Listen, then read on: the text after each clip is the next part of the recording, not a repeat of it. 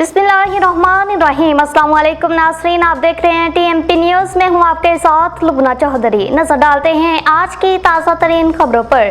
कराची से आपको बताते चले, नुमाइंदा खसूसी की रिपोर्ट के मुताबिक अहम मुलाकात, ग्लोबल सिस्टम की मजबूती और तरक्की के लिए मजीद अमली हिकमत अमली ज़रूरी। तौहीद कमर्शियल कराची में global central family coordination system के secretary general Mohammad Nawaz Shakir of Chiniot की डीएसपी बशीर अहमद से नहायत अहम मुलाकात हुई। इस मुलाकात में कबीले के इत्तेहाद, नौजवान की अपलिफ्ट और ग्लोबल सिस्टम को आला बुनियादों पर इस्तवार करने के हवाले से तफसीली तबादला ख्याल हुआ। डीएसपी बशीर अहमद ने कबीले के लिए अपने अखलास का इजहार करते हुए कहा, हमें मुत्हिद होकर एक मुनज़्ज़म, मोतबर और खुला तरीक़ाकार अपनाना होगा ताकि हमारी नौजवान नस्ल हकीकी तरक्की की राह पर गामजन हो सके। उन्होंने मजीद कहा कि अगरचा छोटे लेवल पर सब काम कर रहे हैं, मगर बड़े इक़दामात उठाने के लिए हंगामी बुनियादों पर मीटिंग्स, बाकायदा वर्कशॉप्स और मुजाहिदीन की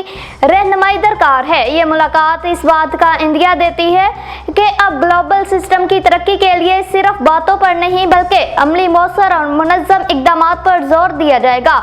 Mohammad Nawaz Shakir, secretary general, global central family coordination system.